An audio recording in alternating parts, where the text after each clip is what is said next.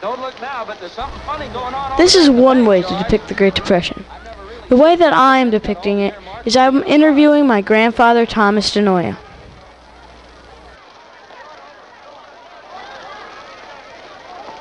Hey, lady, you got any money in the bank? You better hurry. This is Thomas DeNoia, my grandfather, and I have some questions for him about the Depression. How did the Depression start? The Depression started after the crash of Wall Street in 1929. When everyone, all the big businesses lost money, they all started shutting down. There were no more investments made, so in turn, there were no more jobs. How did the people survive the Depression? Well, it was a very difficult time, but when President Roosevelt came into office, he instituted different programs that he tried to put people back to work, like the WPA was a Work Project Act. And he had all these different jobs, like a lot of streets that were in dire need of repairs. He would send this unemployed group that would register to rip up those streets and fix them up, and then go to another street and rip that up.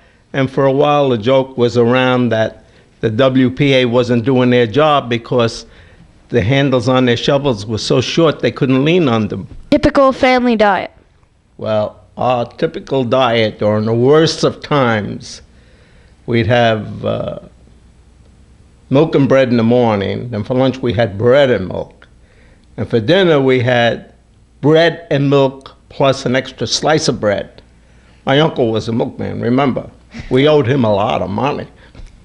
How much did things cost then? Well, a typical, let's say, my mother would leave a dime home for my two brothers and I for lunch. And we'd buy a loaf of bread and get a half a pound of bologna with that dime. And we usually had a few pennies left over so we could buy candy later in the day. Things were very, very unbelievably cheap because there was no money around anyhow. Anybody that can get a few pennies from you so that they can eat a little better, they were willing to sell you anything. If they came along and wanted to sell you, for instance, that no one could buy, but say a bicycle. If you wanted to buy a bicycle for $2, you can buy it. It was no problem. Or if you held out, you'd probably get it for $1, because $1 was worth more than the bicycle. What was it like to live in your family during the Depression? Well, it was a good family. With a good family, you don't have any problem. But a lot of families that the men became very depressed because they wouldn't work, and their wives had to go out and work in the sewing factories to make some money, and the men would be home and they'd be depressed. A lot of them committed suicide. A lot of them became alcoholics. And more or less it was rather a sad time if you weren't prepared with a good family background. Did people often have pets in the Depression? Very, very few pets. I think on my particular block where we lived, we were the only ones that had a dog. And the dog we had was a vagabond because he was out most of the day, and he would get food out of the house. But people wouldn't have pets because, for that very reason, they couldn't afford to feed the pets. What did kids do for fun during the Depression? For fun, we'd usually go down. Now you got to remember, we had a lot of open fields. You know, we didn't have the type of all these homes that we have now. And we would go down to one of the fields, maybe 10 minutes from my house, and we'd play football down there and different sports without anyone but the best one, I have to tell you, is that we used to go up to this mountain called Kingsley Mountain in Weehawken, which is now one of the entranceways to the Lincoln Tunnel. And every time I go to Lincoln Tunnel and pass there, I think of that, how much fun we had on that mountain playing. Of course, I wasn't allowed to go there. My parents didn't know I went there. Remember any songs from the Depression? Well, not too many, but I remember It's a Sin to Tell a Lie. That was a very popular song at the time. And Thank you. you're quite welcome.